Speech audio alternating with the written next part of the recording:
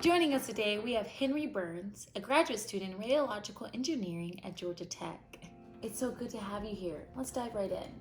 Can you comment on the sustainability of nuclear energy? So we have the resources to use nuclear energy for a really long time. There's enough uranium on the world, estimated, that if we were to power everything solely with nuclear power, we could run it for a few hundred years before we ran out of uranium. And now, luckily, we're not thinking about a future where everything runs off nuclear power because we can use things like solar and wind to power a lot. But nuclear power is an important complement to both of those. Hello everybody, my name is Winston Berger.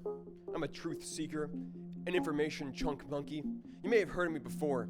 I'm the kind of guy, I misspoke. I am the guy who brought you such truths as Bigfoot, the Loch Ness Monster, and I'm here one more time to give you one more truth about nuclear power. I'm here today at a facility on Georgia Tech's campus to talk with a so-called scientist about the so-called safety of so-called nuclear so-called power. Follow me. Hi there, I have an appointment with a nuclear doctor. Hi, are you Winston? Yes, I'm Winston. I'm Steve Bogowski. Nice to meet you. Welcome to the Radiation Science and Engineering Laboratory. Before you enter, we have to give you a personal electronic dosimeter to track any radiation levels you might be exposed to today in the lab. We don't expect to give you any radiation dose, but we use this to make sure. As you note, walking in the door, it says 0.0. I'm not sure what happened there. But anyway, Henry, what would you say are common misconceptions people have about nuclear power?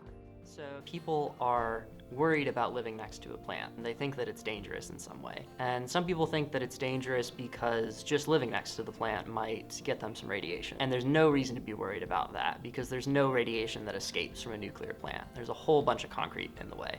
And in fact, you can live next to a nuclear power plant for 30 years and get less radiation than you would get on a flight from New York to LA. Now, the other thing that people are worried about sometimes is more of a big disaster, like a Chernobyl type situation. And luckily, there's also no real reason to be worried about that because modern reactors are way, way safer. There's such a huge emphasis on safety and security, and that includes a whole bunch of both active and passive safety features that prevent a meltdown.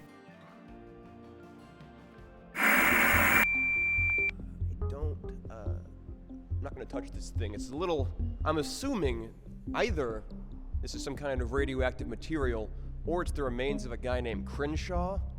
I'm worried that, I don't know what this is. So this is a shielded cobalt-60 source. Currently it's not being utilized, but when we do need to use the source, we're able to pull it out of the shield for different type of measurements. So, who is Crenshaw? Crenshaw's a person who used to work here. Emphasis on used to. Earlier, you mentioned nuclear not being a replacement for other energy resources.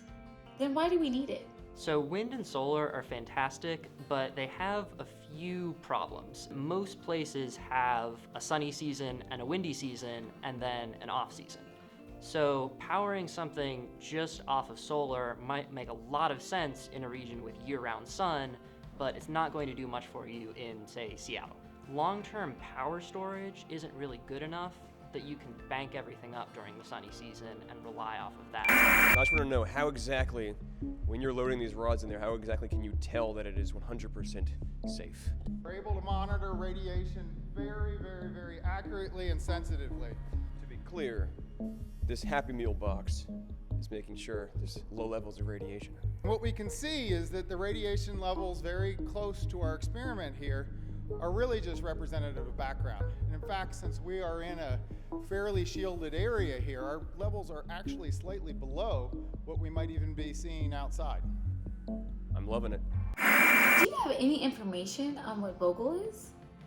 So yeah, Vogel is Georgia's nuclear power plant. Yeah, it's been around for a while. They're in the middle of constructing 2 new cooling towers and has the potential to provide a whole lot of energy to the state and the surrounding area. Henry, I did not know we had a nuclear power plant. Should I be concerned?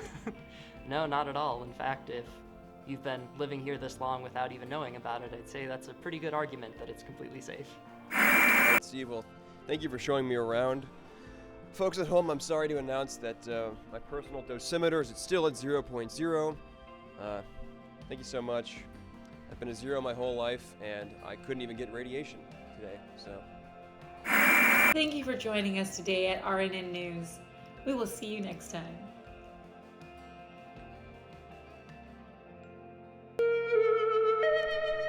Be safe, America.